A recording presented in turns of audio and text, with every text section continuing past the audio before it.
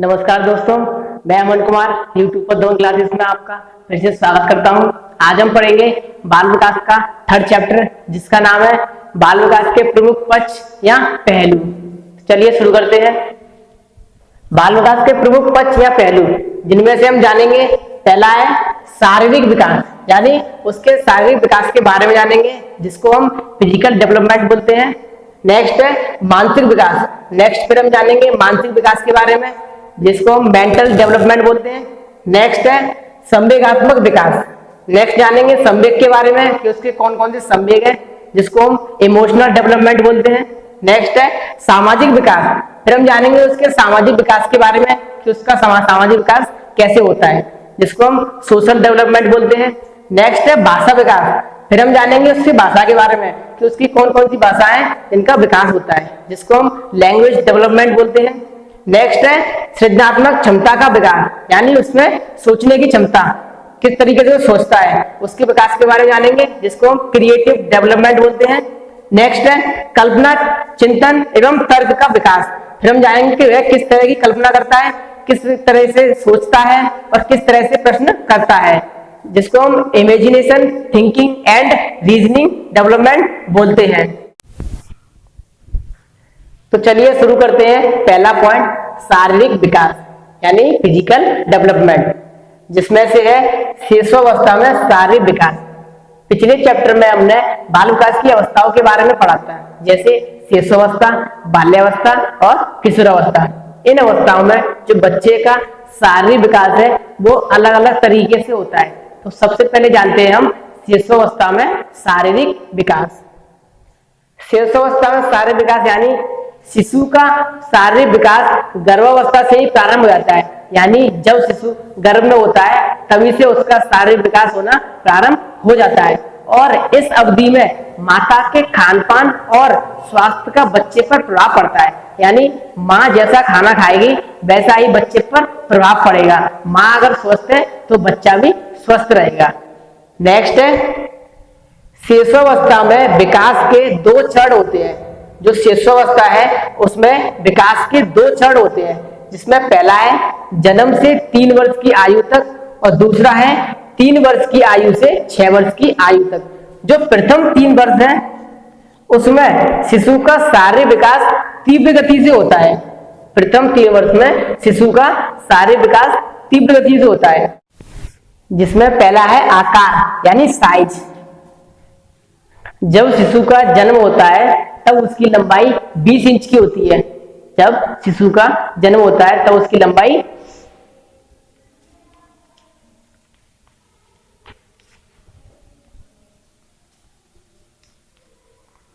20 inch की होती है। प्रथम वर्ष में शिशु की लंबाई बढ़कर 27 से या 28 इंच हो जाती है। प्रथम वर्ष में शिशु की लंबाई बढ़कर 27 या 28 इंच हो जाती है।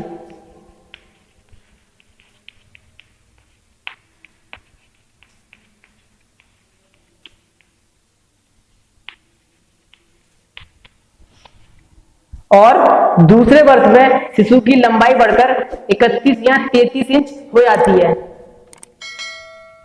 जब शिशु दूसरे वर्ष में होता है तब उसकी लंबाई बढ़कर 31 या 33 इंच हो जाती है। और जब शिशु 6 वर्ष का हो जाता है, 6 वर्ष में जब शिशु 6 वर्ष का हो जाता है तब उसकी लंबाई बढ़कर 40 या 44 इंच हो जाती है। 6 वर्ष में 40 से 44 इंच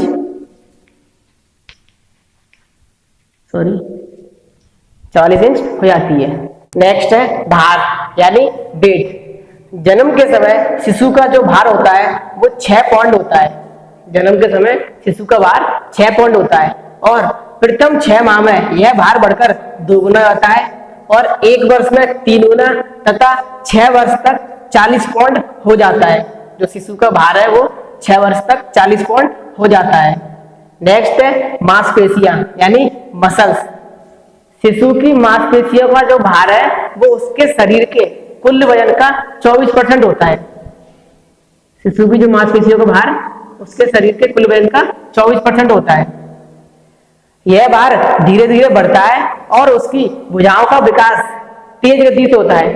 जो भार है वो धीरे धीरे बढ़ता है और उसकी भुजाओं में तेज गति से विकास होता है। और प्रथम 2 वर्ष में भुजाएं 2 गुनी तथा टांगे 1.5 गुनी हो जाती हैं। जो उसकी भुजाएं हैं वो 2 गुनी जाती हैं और टांगे 1.5 गुनी हो जाती हैं। और 6 वर्ष तक उसकी मांसपेशियों में लचीलापन आ जाता है। नेक्स्ट है हड्डियां यानी बोन्स। नवजात शिशु की हड्डियां छोटी, मुलायम तथा लचीली होती हैं और इनकी संख्या 300 होती है। कितनी होती है?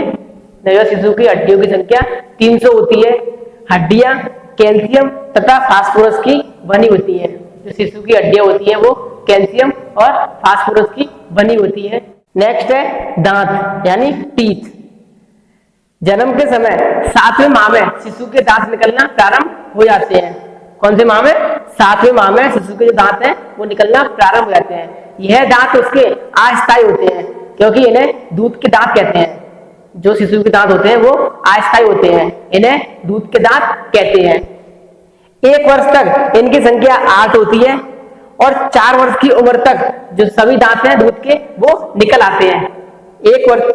4 वर्ष की उम्र तक दूध के सभी दांत निकल आते हैं और उसके बाद ये दांत गिर जाते हैं और 5वें वर्ष में उसके स्थायी दांत आना प्रारंभ हो जाते हैं। नेक्स्ट है सिर व मस्तिष्क यानी स्कुल एंड ब्रेन।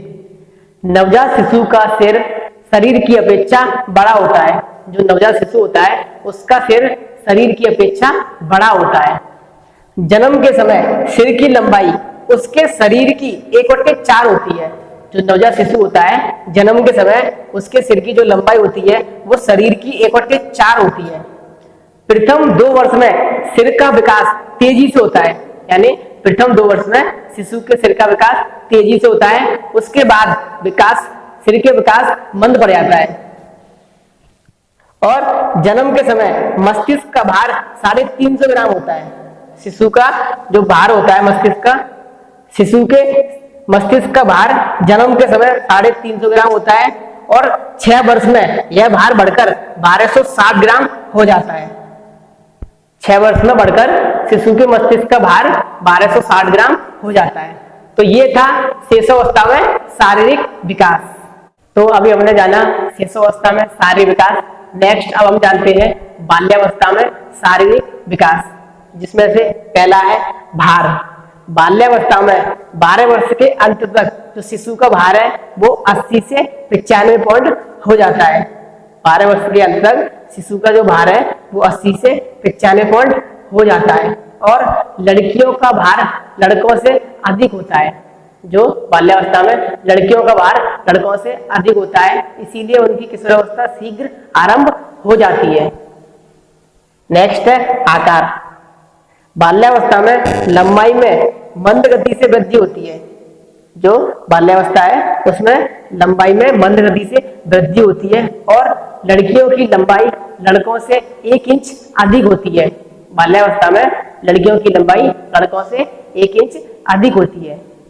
नेक्स्ट है हड्डियां। बाल्यावस्था के शुरुआत में 4 या 5 वर्षों में हड्डियों में वृद्धि होती है। बाल्यावस्था के शुरुआत में 4 या 5 वर्षों में हड्डियों में वृद्धि होती है और 6 वर्ष की आयु तक उसकी हड्डियों में कड़ापन आने लग जाता है। यानी 6 वर्ष की आयु तक उसकी हड्डियों में कड़ापन यानी कड़कपन आने लग जाता है। नेक्स्ट है मांसपेशियां।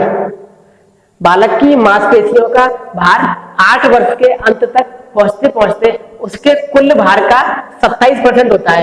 यानी बाल्यावस्था में बालक की मांसपेशियों का जो भार है वो 8 वर्ष के अंत तक पहुंचते पहुंचते कुल शरीर का 27% होता है। नेक्स्ट है दांत। 6 साल की उम्र तक दूध के सभी दांत गिरने लगते हैं।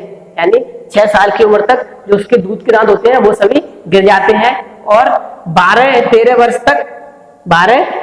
13 वर्ष तक उसके जो स्थायी दांत होते हैं वो निकल आते हैं, जिनकी संख्या 27 या 28 होती है। नेक्स्ट है सिर व मस्तिष्क।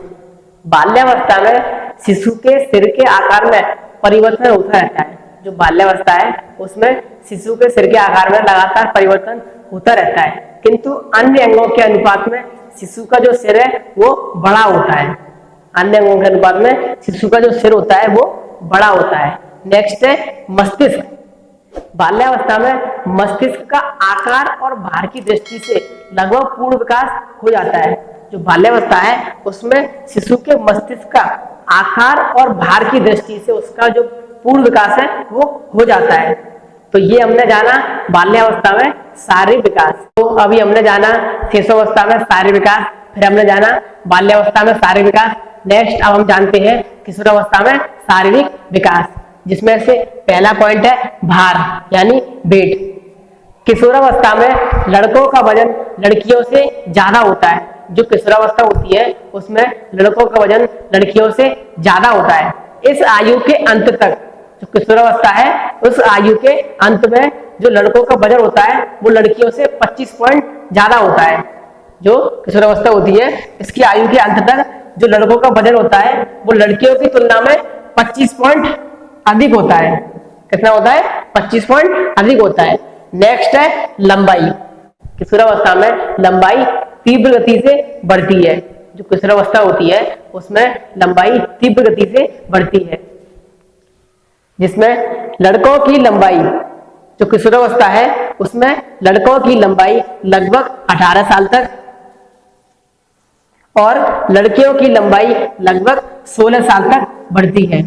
किशोरावस्था में लड़कों की लंबाई 18 साल तक और लड़कियों की लंबाई 16 साल तक बढ़ती है। इसके बाद भी धीरे धीरे बढ़ती रहती है और लगभग 14 वर्ष की उम्र में, जब 14 वर्ष की उम्र आती है तो उसमें अपनी वयस्क ऊंचाई का 90% प्राप्त कर लेते हैं। किशोरावस्था में 14 वर्ष की उम्र में अपनी वयस्क ऊंचाई का 90% प्राप्त कर लेते हैं। नेक्स्ट इसमें पॉइंट है सिर व मस्तिष्क। किशोरावस्था में 15 या 16 साल में, जो किशोरावस्था होती है उसमें 15 या 16 साल में सिर का पूर्ण विकास हो जाता है। जो सिर होता है उसका पूर्ण विकास हो जाता है और मस्तिष्क का भार 1200 से 1400 ग्राम हो जाता है। जो मस्तिष्क होता है उसका भार 1200 से 1400 ग्राम हो जाता है। नेक्स्ट इसमें पॉइंट है हड्डियां। किशोरावस्था में हड्डियों में लचीलापन नहीं रहता है। जो किशोरावस्था होती है उसमें हड्डियों में लचीलापन नहीं रहता है, वे कठोर हो जाती है। किशोरावस्था में हड्डियां जो होती है वो कठोर हो जाती है। नेक्स्ट है आवाज में परिवर्तन। किशोरावस्था में लड़कों तथा लड़कियों की आवाज में परिवर्तन आता है। वो किस कारण के आता है? एक ग्रंथि होती है थायराइड ग्रंथि। जो थायराइड ग्रंथि होती है वो सक्रिय हो जाती है। अक्सर आपने देखा होगा लड़कों के कि यहाँ पे जो गले के नीचे है ये इधर जो थायराइड ग्रंथि बोलते हैं इसको, इस ग्रंथि के सक्रिय हो जाने पर लड़कों की आवाज में भारीपन तथा लड़कियों की आवाज में मृदुलता आ जाती है। आपने अक्सर देखा होगा कि जिन लड़कों की जो थायराइड ग्रंथि निकली होती है उनकी आवाज में भारीपन होता है, तो वो थायराइड ग्रंथि के सक्रिय हो जाने के कारण होता है। नेक्स्ट पॉइंट है स्त्राव ग्रंथियों का प्रभाव। किशोरावस्था में विभिन्न स्त्राव ग्रंथियों का प्रभाव पड़ता है, जिनमें से मैंने कुछ लिख रखी है। पहली है गल ग्रंथि। गल ग्रंथि को हम थायराइड ग्रंथि कहते हैं। जो मैंने अभी बताया था गल ग्रंथि यानी गले की ग्रंथि, जो बताया था इसको कहते हैं गले की ग्रंथि। नेक्स्ट है उपगल ग्रंथि, फिर नेक्स्ट है उपवृक्क ग्रंथियां, नेक्स्ट है प्रजनन ग्रंथियां। ये ग्रंथियां हैं जो किशोरावस्था में प्रभाव डालती हैं। तो ये हमने जाना किशोरावस्था में शारीरिक विकास।